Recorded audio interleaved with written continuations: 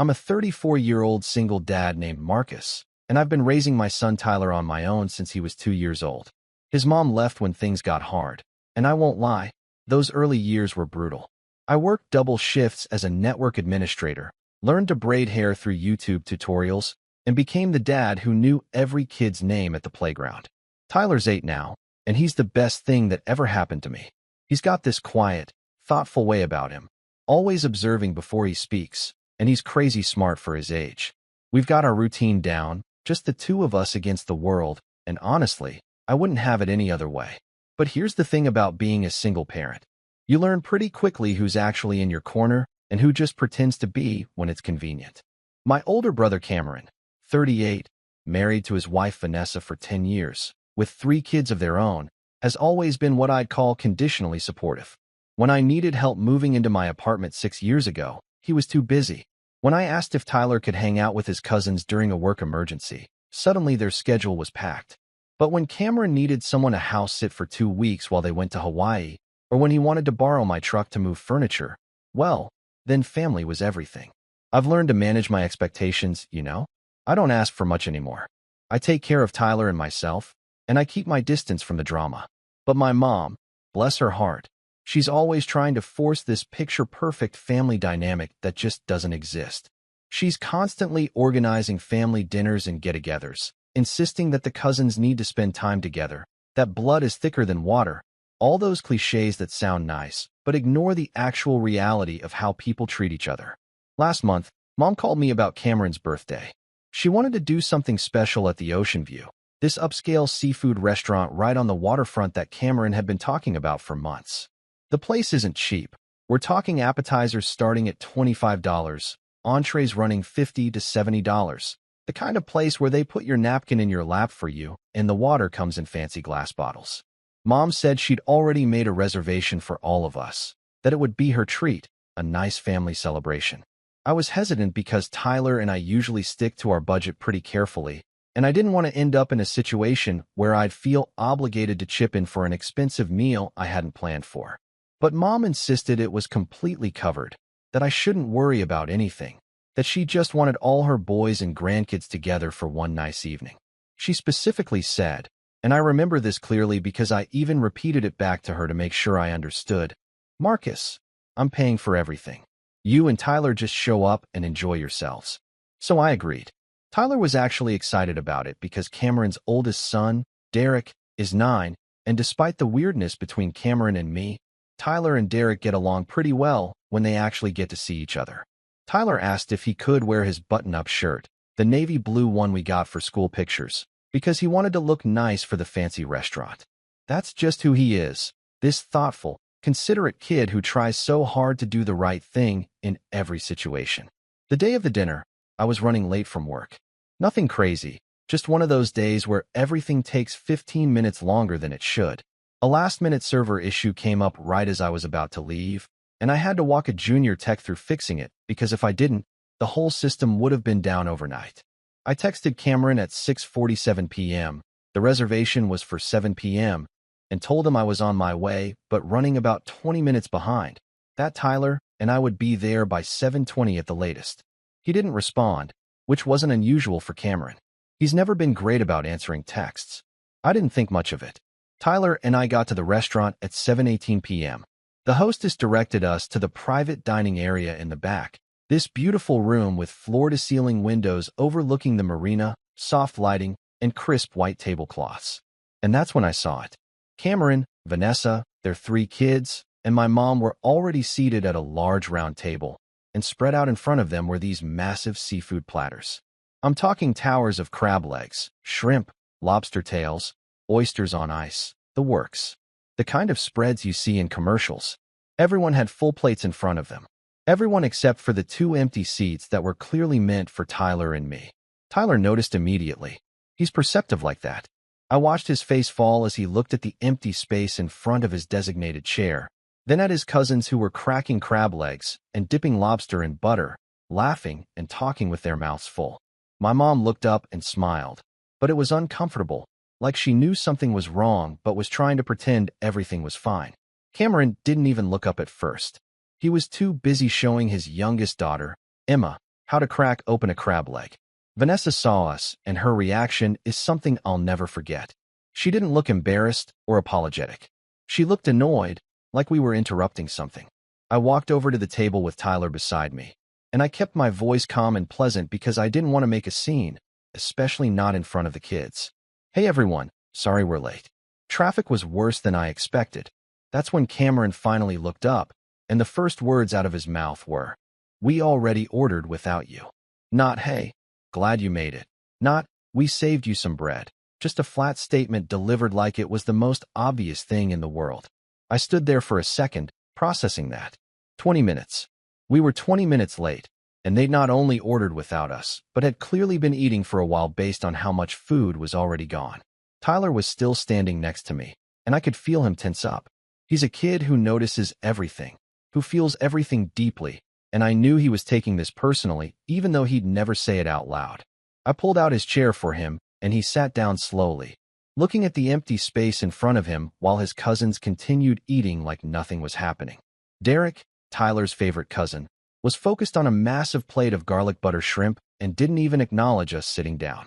I sat down next to Tyler and looked at my mom, waiting for her to say something, to explain what happened, to maybe tell us that our food was being prepared or something. She just gave me this weak smile and said, "We thought you might not make it, so we went ahead and got started." Started? They hadn't just started. They were halfway through their meals. The seafood platters were probably $200 each based on what I could see, and there were 3 of them on the table. Cameron had one. Vanessa and their kids were sharing one. Mom had her own smaller platter. Nobody had thought to order anything for Tyler and me, or if they had, they'd already eaten it. Vanessa took a sip of her wine. She had a full glass of what looked like expensive white wine, and said, with this little laugh that made my blood pressure spike, "Should have taught him not to be late." She was looking at Tyler when she said it. My 8-year-old son, who was sitting there in his button-up shirt that he'd been excited to wear, staring at his empty plate while his cousins ate seafood that cost more than my weekly grocery budget. I've been in a lot of frustrating situations in my life. I've dealt with difficult clients, impossible deadlines, and the general chaos of single parenthood. But in that moment, something shifted in me. This wasn't about me being late. This was about respect, about consideration, about basic human decency. Tyler hadn't done anything wrong. He'd been excited about this dinner, had asked to wear his nice shirt, had talked about seeing his cousins all week. And now he was sitting at a table full of family, watching everyone eat while he had nothing, being told it was essentially his fault for being late when he's 8 years old and has no control over when we leave the house. I looked at Vanessa, then at Cameron, then at my mom. I reached over and put my hand on Tyler's shoulder, gave it a gentle squeeze. He looked up at me with those big eyes that were trying so hard not to show how hurt he was. I made a decision right then. I wasn't going to make excuses. I wasn't going to apologize for being 20 minutes late. I wasn't going to let Tyler feel like he deserved to be treated this way. I sat back in my chair, completely calm, and said clearly enough for everyone at the table to hear, "I'll remember this." The table got quiet. Cameron looked up from his plate with this confused expression, like he couldn't figure out why I would say something like that. Vanessa stopped mid-sip of her wine. Mom's face went pale. I could see her opening her mouth to say something, probably to try to smooth things over, to minimize what had just happened, to make it seem like I was overreacting. But before she could speak, a man in a black suit approached our table. He was maybe 50, with silver hair and the kind of presence that comes from years of managing high-end establishments. He stopped right next to me and said, "Mr. Patterson, I'm Richard Chun, the general manager. I wanted to personally check on your party this evening. Is everything satisfactory?" I looked up at him, and something about his timing, about the way he was looking at the table with this professional but knowing expression, made me realize that the wait staff had noticed what happened. They'd seen a father and son arrive to a table where everyone else was eating, had watched us sit down in front of empty plates, had probably heard Vanessa's comment. And Richard Chun, this manager who ran a restaurant that prided itself on excellent service and making customers feel valued, had decided to come over himself. I glanced at Tyler, who was still staring at his empty plate, then at Cameron and Vanessa, who suddenly looked uncomfortable. I stood up slowly, and as I did, I said to Richard Chun, loud enough for the whole table to hear, "Mr. Chun, thank you for checking in. I appreciate that." I kept my voice calm and measured, and I could see Cameron shifting in his seat, Vanessa putting down her wine glass with a little too much force. My son Tyler and I just arrived, and it seems there was some confusion about the ordering. We'd love to see menus when you have a moment. Richard Chun nodded, his professional demeanor never wavering, but I caught something in his eyes, a flicker of understanding, maybe even sympathy. Of course, Mr. Patterson. I'll have your server bring them right away. And please, allow me to send over some appetizers for you and your son while you decide. Compliments of the house. He gave a small, courteous nod to the table, his gaze lingering just a fraction of a second longer on Cameron and Vanessa, then walked away. The silence that followed was thick enough to cut with a knife. Cameron cleared his throat and went back to his crab legs like nothing had happened, but his movements were stiff, mechanical. Vanessa was staring at her plate, her face slightly flushed.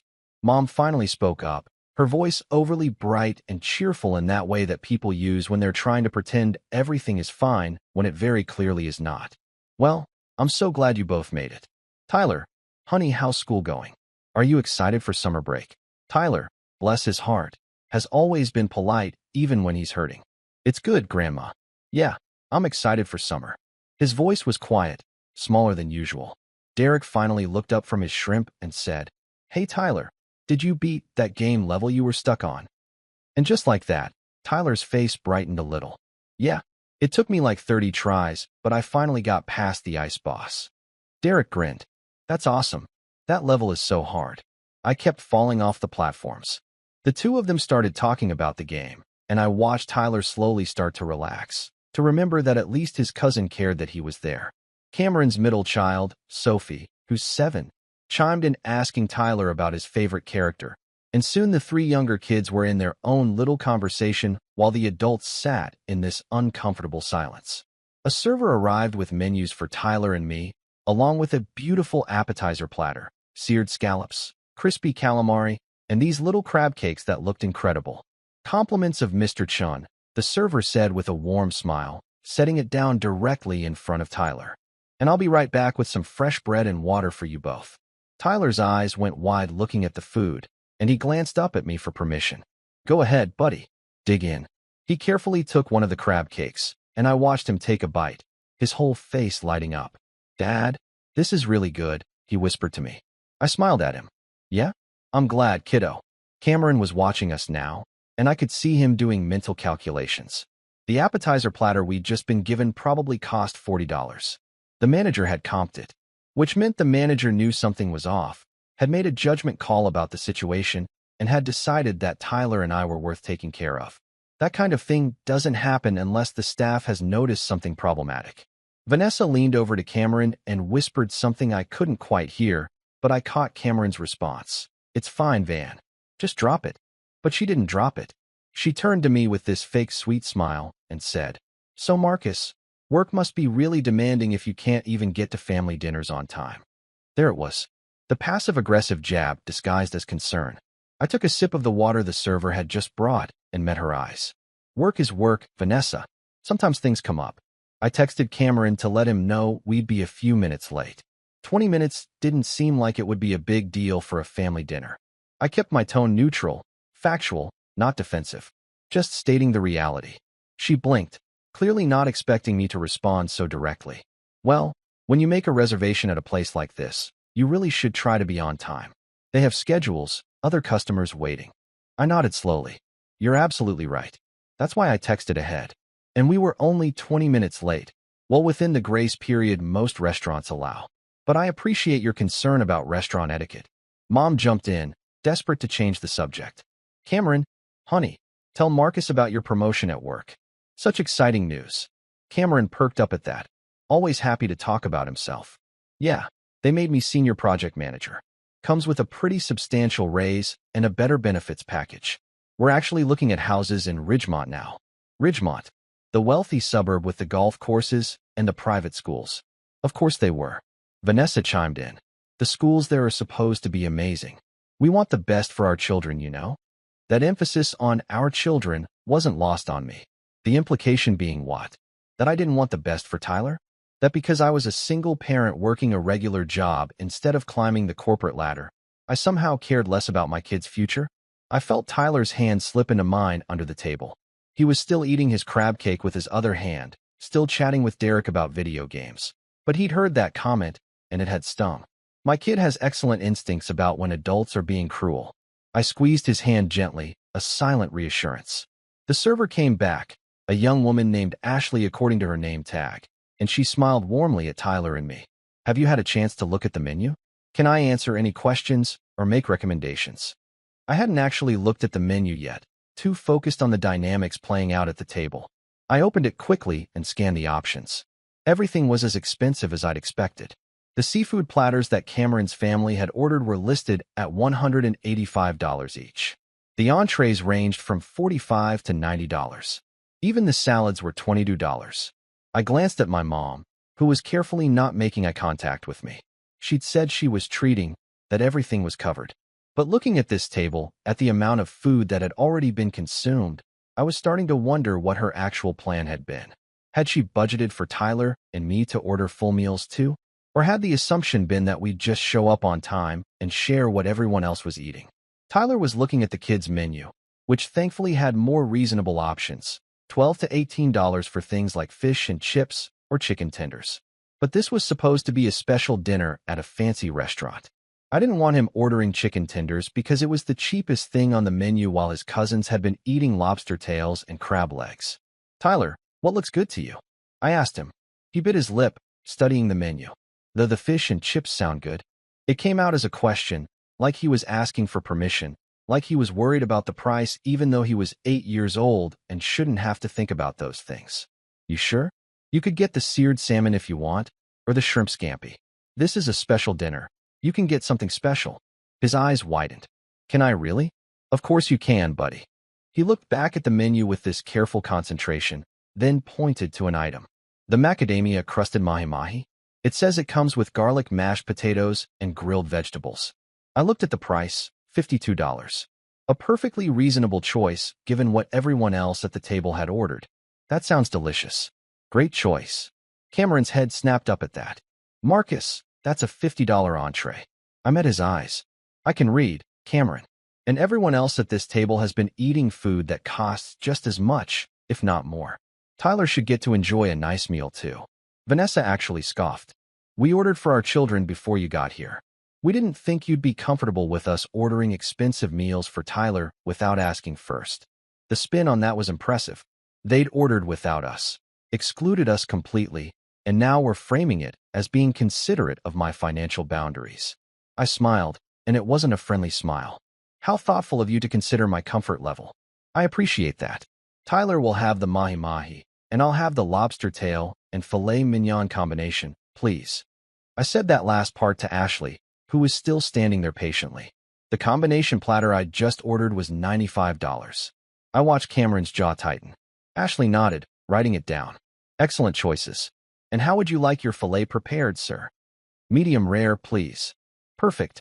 I'll get those orders in right away. As she walked away, Vanessa was staring at me like I'd just announced I was ordering a solid gold hamburger. Marcus, that's almost $100 meal. I took a sip of my water. Yes, it is. Is that a problem? Mom finally spoke up, and her voice was strained. Honey, I thought maybe you and Tyler could just share something, since you were running late and all. And there it was. The truth. Mom had budgeted for Tyler and me to show up on time and share from the communal platters. When we were late, everyone had just gone ahead and eaten what was meant to be shared, and now suddenly our ordering our own meals was an issue. But here's the thing. Mom had specifically told me she was treating, that I shouldn't worry about cost, that we should just show up and enjoy ourselves. I had that conversation saved in my text messages. I checked before we left because I wanted to be absolutely sure I understood correctly. Mom, when you invited us to this dinner, you said you were treating and that we shouldn't worry about anything. Were you not planning to cover meals for Tyler and me? I asked it calmly, genuinely, like I really just wanted clarification. She looked uncomfortable, glancing at Cameron, then back at me. Well, yes, of course I was planning to cover it, but I thought you'd be here on time, and we'd all share the Platters family style. I didn't budget for everyone to order separate entrees. Cameron jumped in. Mom's on a fixed income, Marcus. She can't afford to drop $600 on one dinner. I looked at Cameron, really looked at him. My older brother, who'd just been bragging about his promotion and raise, who was looking at houses in Ridgemont, who had a wife sitting next to him wearing what looked like a David Yurman bracelet that probably cost $3,000. Then maybe you should offer to chip in for the dinner, Cameron. You know, since it's your birthday and you're doing so well financially. The silence that fell over the table was deafening. Even the kids stopped talking, sensing the tension. Vanessa's face turned red. Are you seriously suggesting that we should pay for your meal? I shrugged. I'm suggesting that if Mom can't afford to treat everyone like she offered to do, then maybe her son, who's celebrating his birthday and just got a substantial raise, could help out. Or we could all pay for our own meals. That would work too. Cameron's face was flushed now. You know what, Marcus? This is exactly like you. Show up late, make everything awkward, then act like you're the victim. I felt Tyler's hand tighten in mine. I kept my voice level. I texted you that I was running 20 minutes late. You chose to order without us, chose not to save us any food, and your wife made a comment about how I should have taught my son not to be late. Now you're upset because I ordered a meal for myself and my child at a dinner I was told was being treated. I'm not acting like a victim, Cameron. I'm just not pretending this is normal family behavior. Vanessa leaned forward. We have 3 children to feed. You have 1. Maybe you don't understand how expensive it is to raise multiple kids, but we can't afford to subsidize your meals just because you can't manage your time properly. And there it was again. The constant implication that I was somehow failing as a parent, that my life was easier because I only had 1 child, that I was irresponsible and disorganized. Never mind that I was raising Tyler completely on my own while they had 2 incomes and family help. Never mind that I'd never once asked them for money or support. Never mind that I'd been explicitly told this dinner was being treated. Mom was looking like she wanted to disappear into her chair. Boys, please, let's not do this here. It's supposed to be a nice family dinner. I turned to her. Mom, I love you. But this stopped being a nice family dinner the moment Tyler and I sat down to empty plates and were told it was our fault for being late. I'm happy to pay for Tyler's meal and mine, but I need you to be straight with me. Were you actually planning to cover our meals, or was the invitation conditional on us showing up exactly on time and eating only what was left over from everyone else's platters? She opened her mouth, closed it, looked at Cameron, then back at me. I thought we'd all share. That's how we usually do family dinners. We haven't had a family dinner at a restaurant this expensive before, Mom. And sharing would have been fine if you'd communicated that to me. But you didn't. You said you were treating, that I shouldn't worry, that we should just show up. So I showed up, 20 minutes late with advance notice, and found that you'd all ordered and eaten expensive food without us. Can you understand why that feels disrespectful? Cameron slammed his hand on the table, making the glasses rattle. Oh, here we go with the disrespect card. Everything is always about how disrespected Marcus feels. You know what? Maybe if you prioritized family over work, you wouldn't have these problems. Tyler flinched next to me. That's when I felt something shift inside me, something cold and clarifying. This wasn't about the dinner anymore. This was about years of accumulated dismissiveness, of being treated as less than, of watching my brother take and take while giving nothing back, all while positioning himself as the successful one, the one who had it all figured out. I stood up, still holding Tyler's hand. Tyler, grab your jacket, buddy. He looked up at me with wide eyes. Are we leaving? Not yet, but I want you to have it just in case. He slipped out of his chair and grabbed his jacket from the back of it. The whole table was staring at us now.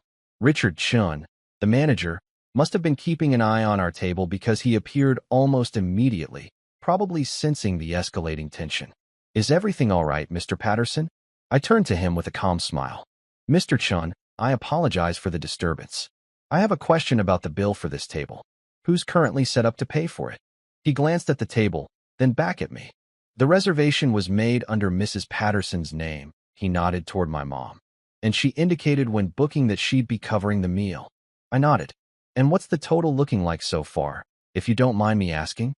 He pulled out a small tablet from his suit jacket and tapped on it a few times. With the current orders and what's been consumed, we're looking at approximately $740 before tax and gratuity. I heard Mom make a small gasping sound. Cameron's face went pale. $740. The 3 seafood platters alone were over $500. Add in drinks, Vanessa's wine, the kids' sodas and desserts they'd probably order later. And yeah, It made sense. But that was way more than Mom could afford on her retirement income. I'd known that, which is why I'd been surprised when she offered to treat in the first place. I looked at Cameron. Your platter was $185. Vanessa and the kids shared one, another $185. Mom's was probably around $100 for the smaller version. That's $470 right there. Add drinks, apps, tax, and tip, and you're looking at probably $650 to $700 just for what you all have already consumed before Tyler and I even ordered. Cameron was doing the math in his head. I could see it. Vanessa was very carefully looking at her plate. I turned back to Mr. Chun. Here's what I'd like to do. I'd like to open a separate check for myself and my son. Our meals, our drinks, our portion of tax and tip. Can you do that? He nodded. Of course, sir. I can split that out immediately. Perfect. And Mr. Chun, I'd like to add something else to my tab. I pulled out my phone, opened it to my banking app, and showed him the screen briefly, so only he could see it. I'd like to purchase a gift card for the restaurant. $500. Can you add that to my check as well? His eyebrows raised slightly, but his professional demeanor never cracked. Absolutely. I can have that processed for you. Great. Thank you. As he walked away, Cameron found his voice. What are you doing? I sat back down, and Tyler climbed back into his seat next to me, looking confused but trusting. I'm making sure Tyler and I pay for our own meal, like you suggested we should. And I'm taking care of something else, but that's not your concern. Vanessa's eyes were narrowed. You're being ridiculous. This is so typical of you, making a huge scene over nothing. I looked at her directly. Vanessa, in the 10 years you've been part of this family, have I ever asked you or Cameron for anything? Money, babysitting, help with Tyler, anything? She blinked. No. But, have I ever shown up to family events and made demands or caused problems? No. But that's not. Have I ever been anything but polite and respectful to you and your children? She pressed her lips together and didn't answer. I continued, my voice still calm. I work hard. I raise my son alone. I don't ask for handouts or special treatment. The one thing I ask is to be treated with basic respect and consideration. That's it. That's the bar. And tonight, that bar wasn't met. My son sat at this table and watched his cousins eat expensive food while he had an empty plate, and your response was to make a snide comment about how I should have taught him not to be late. He's 8 years old, Vanessa. 8. And he deserves better than that. Her face was bright red now, and I could see her jaw clenching. Cameron stood up. Okay, that's enough. You're turning this into some big dramatic thing when it was just a simple miscommunication about timing. I stood up too, matching his energy. No, Cameron. It wasn't a miscommunication. It was a choice. You chose to order without us. You chose not to save us any food. Your wife chose to make that comment to my son. Mom chose to invite us to an expensive dinner without being clear about what she could actually afford. And you chose, just now, to blame me for prioritizing work over family when you know that I'm a single parent doing everything I can to provide for my kid. Those were all choices. Mom started crying softly, and Sophie reached over to hold her hand. I immediately felt guilty. I didn't want to upset Mom or the kids, but I also wasn't going to back down from standing up for Tyler and myself. Derek was looking between his dad and me with this worried expression. Tyler was gripping my hand, so hard his knuckles were white. Ashley appeared with our food, and the timing was almost comical. She set down Tyler's beautiful mahi-mahi plate and my lobster and filet combination with perfect professional grace, clearly aware of the tension but maintaining her composure. Can I get you anything else? She asked gently. We're fine. Thank you, I said, giving her a genuine smile. She deserved a huge tip for dealing with this table. As she walked away, I looked down at Tyler. Go ahead and eat, buddy. Your food's going to get cold. He picked up his fork hesitantly, looking at the beautiful piece of fish in front of him. Dad, are you sure it's okay? My heart broke a little.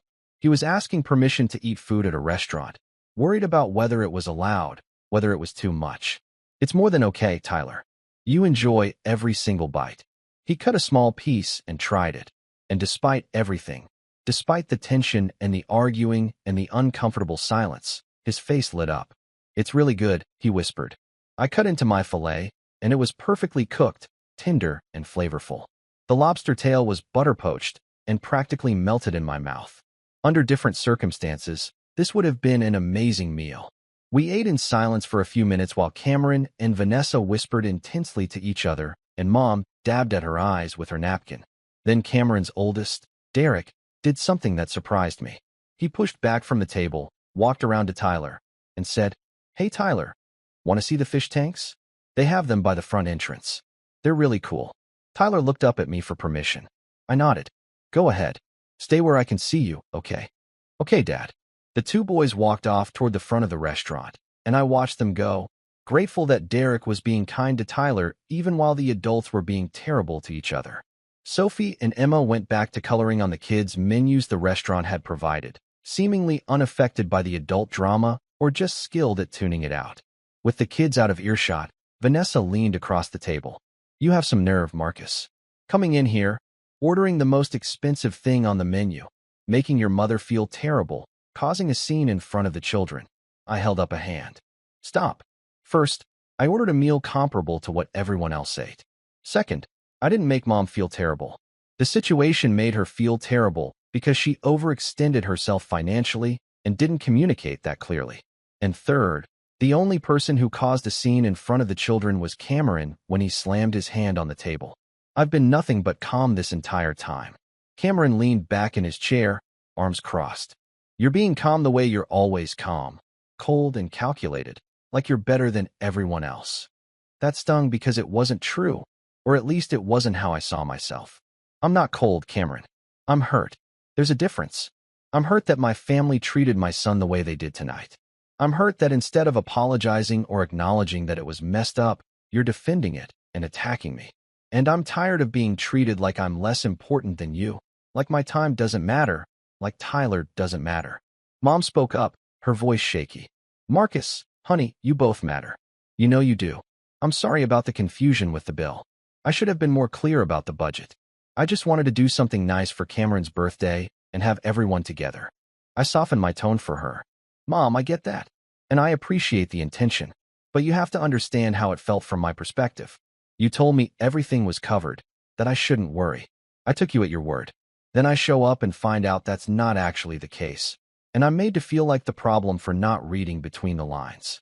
She nodded, tears still running down her face. "You're right. I'm sorry. I should have been more upfront." Cameron wasn't ready to concede anything. "She's apologizing, Marcus. What more do you want?" What did I want? That was a good question. I wanted my family to value Tyler the way they valued Cameron's kids. I wanted to not feel like the perpetual outsider, the screw-up little brother, the single parent who couldn't get his life together despite actually having his life pretty well together. I wanted basic respect. But I knew I wasn't going to get any of that tonight, and maybe not ever. "I want you to understand that your actions have consequences, Cameron. That's all." He scoffed. "What's that supposed to mean?" Before I could answer, Mr. Chun returned with a small folder. He placed it discreetly next to my plate. "Mr. Patterson, I've split your check as requested, and I've included the gift card purchase. Whenever you're ready, no rush." I opened the folder. My meal, Tyler's meal, our drinks, tax, and tip came to $173. The $500 gift card brought the total to $673. I pulled out my credit card and placed it in the folder, then handed it back to Mr. Chun. "Thank you." As he walked away, Cameron was watching me with suspicion. "What was that about a gift card?" I smiled. "I bought a gift card. $500. Vanessa's eyes went wide. "500 for what?" I took a bite of my lobster, chewed slowly, swallowed. "That's my business." Cameron's face was getting red again. "Oh, so now you're just throwing money around to prove a point? You could have used that $500 to help Mom pay for this dinner instead of making her feel bad." And there it was, the setup I'd been waiting for. I set down my fork and looked at Cameron directly. "Actually, Cameron, that's exactly what the gift card is for. It's for Mom." I turned to her. "Mom, Mr. Chun is going to bring you a $500 gift card for this restaurant. It's yours. You can use it for future dinners. You can give it to Cameron and Vanessa as a birthday gift. You can take your book club here, whatever you want. But it's paid for, and it should cover most of tonight's bill with some leftover." Mom's mouth fell open. Cameron and Vanessa looked stunned. Mom started crying harder, but this time they seemed like different tears. "Marcus, you didn't have to. That's too much." I reached across the table and took her hand. "Mom, you wanted to do something nice for your family. You wanted everyone together. That was a beautiful intention, and I don't want you to be stressed about the money. So now you don't have to be. Happy birthday, Cameron. The look on Cameron's face was something I'd remember for a long time. It was confusion mixed with shame mixed with anger, like he couldn't quite process what had just happened. He'd spent the whole dinner positioning me as the irresponsible one, the one who couldn't manage money or time, the lesser brother. And I'd just dropped $500 like it was nothing to make sure our mother didn't have to stress about a bill his birthday dinner had created. Vanessa found her voice first. That's very generous, Marcus. Her tone was stiff, forced. I nodded. Family takes care of family, right? Isn't that what you're always saying, Cameron? He didn't respond. He just sat there, jaw tight, staring at his plate. Mr. Chun returned with my credit card and receipt, along with an elegant envelope. He handed the envelope to my mom. Mrs. Patterson, this is your gift card. $500, as requested by your son. It never expires, and you can use it anytime. Mom took it with shaking hands. Thank you. Thank you so much. She looked at me with red-rimmed eyes. Marcus, I don't know what to say. I squeezed her hand gently. You don't have to say anything, Mom. Just enjoy it. Tyler and Derek came back to the table, both excited about the massive saltwater aquarium they'd seen. Tyler climbed back into his seat and immediately dug back into his mahi-mahi. Dad, they have a lionfish. And these really cool eels that hide in the rocks. I smiled at him, genuinely happy that he'd found something to enjoy about this evening. That sounds awesome, buddy. Did Derek show you everything? Derek nodded enthusiastically. Yeah, and there's a touch tank too. Can we go look at it after dinner? He directed that question to Cameron, who seemed to shake himself out of whatever thoughts he'd been lost in. Yeah, sure. We can check it out. The rest of the dinner passed in uncomfortable silence among the adults. The kids chattered and laughed, blissfully unaware of the undercurrents. Sophie and Emma ordered dessert, chocolate lava cake and strawberry cheesecake, and Tyler asked if he could have the key lime pie. I told him of course he could. When the desserts came, Tyler insisted on sharing his pie with me, so we split it. It was tart and sweet and perfectly balanced, and watching Tyler enjoy it made the whole terrible evening worth it. When we were finished, Mom used her new gift card to pay for the remaining bill.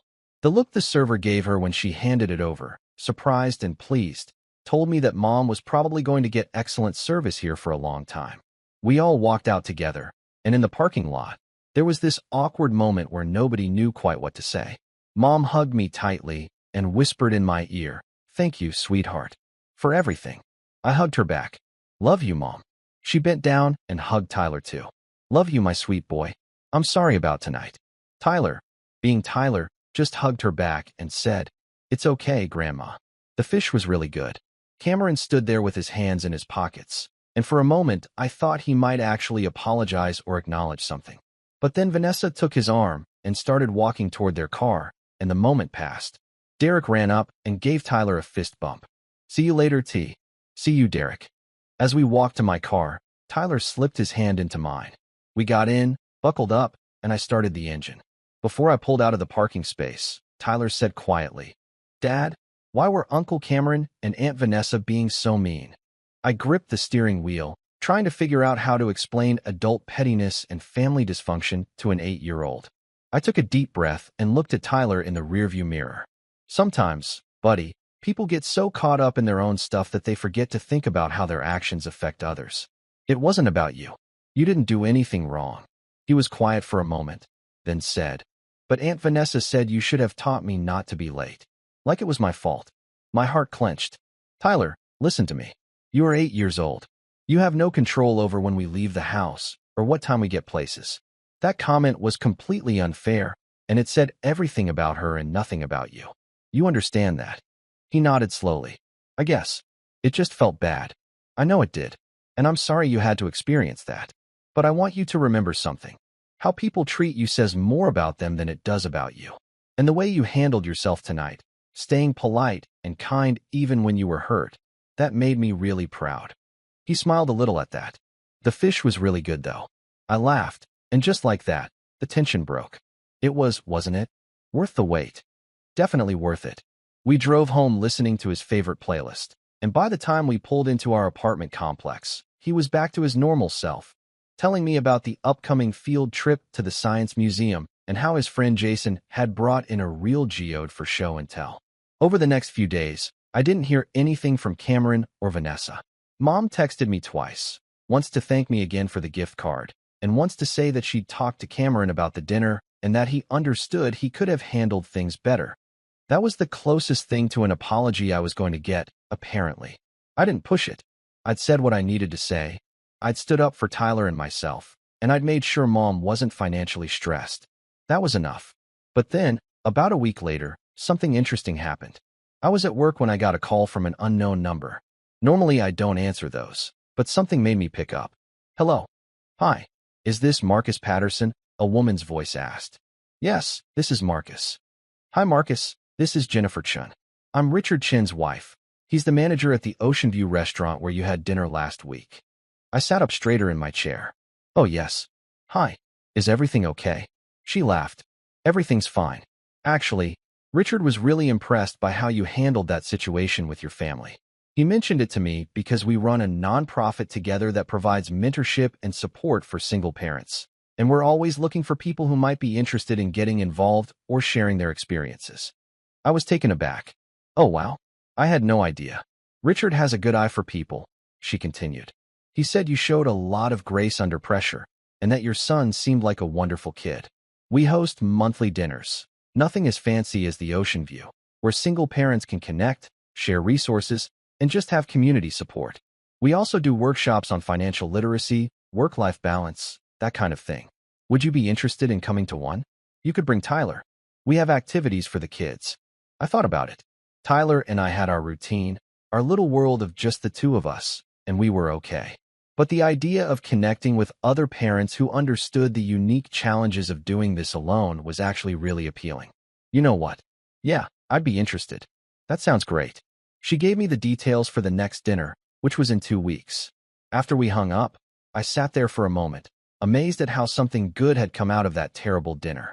That evening, I told Tyler about it. So there's this dinner thing for single parents and their kids.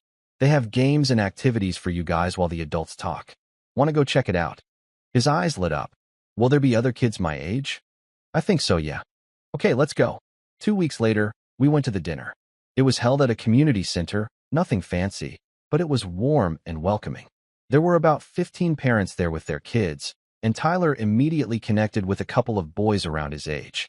I ended up having amazing conversations with other single parents, some divorced, some widowed, some who'd never been married. And for the first time in a long time, I didn't feel alone in this journey. Jennifer and Richard were there, and Richard pulled me aside at one point. I hope this doesn't seem like I overstepped, giving your information to my wife, he said. But I've been managing restaurants for 20 years, and you learn to read people. I saw what happened at that table, and I saw how you handled it. That took character. I shook my head. I was just standing up for my kid. Exactly, he said. That's what good parents do. And there are a lot of parents out there who could use support in doing that. If you're ever interested in sharing your story or mentoring other single dads, we'd love to have you more involved. I thanked him and told him I'd think about it. As Tyler and I drove home that night, he was buzzing with excitement about his new friends and the games they'd played. Dad, can we go back next month? Absolutely, buddy. This was way better than Uncle Cameron's birthday dinner, he said matter-of-factly, and I burst out laughing. You know what? You're absolutely right. About a month after that, I got a text from Cameron. It was short. Mom wants to do a family dinner at her house next weekend. Will you and Tyler come? I stared at the text for a long time. Part of me wanted to say no, to protect Tyler and myself from more potential hurt. But part of me remembered that Derek had been kind to Tyler, that Mom had cried and thanked me. That family was complicated and messy, but still family. I texted back, we'll come. But Cameron, I need you to understand something. Tyler is just as much a part of this family as your kids are. He deserves to be treated with the same respect and consideration. If that's not something you can do, then it's better if we don't come. The 3 dots appeared, disappeared, appeared again. Finally, you're right. I'm sorry about how that dinner went. We'll do better. It wasn't a perfect apology. It didn't address everything that had been said or done, but it was something, and I decided it was enough to try again. The dinner at Mom's house was different. Cameron and Vanessa were noticeably more careful with their words. They asked Tyler about school, about his interests, actually listened when he answered. Vanessa even complimented the drawing he'd made in art class that I'd brought to show Mom. It wasn't perfect, There were still moments of awkwardness, still underlying tension, but it was better. And Tyler got to play with his cousins, which made him happy. As we were leaving, Cameron walked us to the car. Marcus, he ran his hand through his hair, a gesture I recognized from when we were kids, and he was struggling to say something difficult. I've been thinking a lot about what you said, about respect and consideration. You were right. I took you for granted. Took for granted that you'd always just show up and deal with whatever we dished out. That wasn't fair. I looked at my older brother, this person I'd spent so much of my life feeling lesser than, and I realized something. His approval didn't matter anymore. His opinion of my life, my choices, my parenting, none of it mattered. What mattered was Tyler, our life together, and the people who actually showed up for us. Thanks for saying that, Cameron. I appreciate it. He nodded, looking relieved that I wasn't going to make it harder for him. So we're good. We're working on it, I said honestly. But yeah, we're moving in the right direction. He smiled, and for just a second, I saw the brother I'd grown up with, before life and competition and ego got in the way. That's fair. As Tyler and I drove home, he said, that was better than last time. Yeah, it was. Do you think Uncle Cameron learned his lesson? I smiled at the phrasing. I think he's trying to.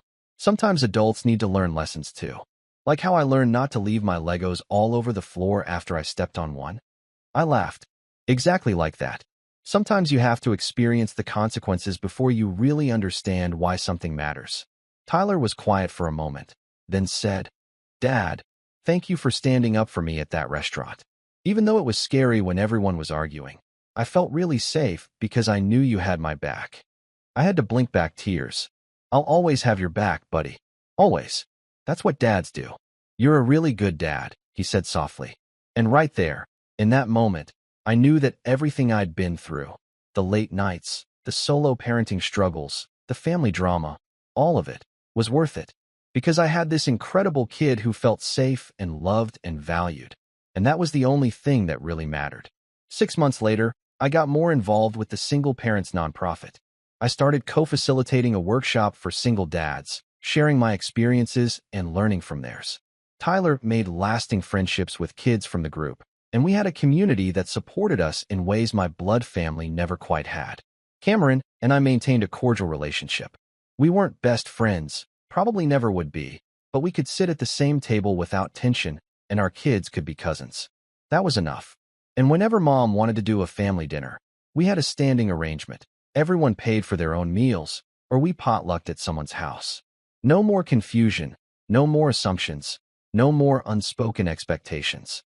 Just clear communication and mutual respect. The gift card to the ocean view? Mom ended up using it to take me and Tyler there for my birthday, just the three of us. We had a wonderful time, ordered whatever we wanted, and made new, better memories at that restaurant. Tyler ordered the mahi-mahi again and declared it was even better the second time. As I sat there watching my son happily eating his fish, chatting with his grandmother who was genuinely present and engaged, I thought about that terrible night weeks before. About sitting at a table with empty plates, about Vanessa's cruel comment, about the moment I decided I wasn't going to accept being treated that way anymore. Sometimes standing up for yourself and your kid means making scenes. Sometimes it means being calm when others expect you to explode. Sometimes it means spending money you'd rather save just to prove a point. And sometimes, just sometimes, it means that out of something really painful comes something unexpectedly beautiful. New friendships, stronger boundaries, clearer understanding of what you will and won't accept. Tyler looked up at me and grinned, a bit of mashed potato on his chin. Love you, Dad. I reached over and wiped his chin with my napkin. Love you too, kiddo. More than you'll ever know. And that was the truth that mattered most. Everything else was just noise.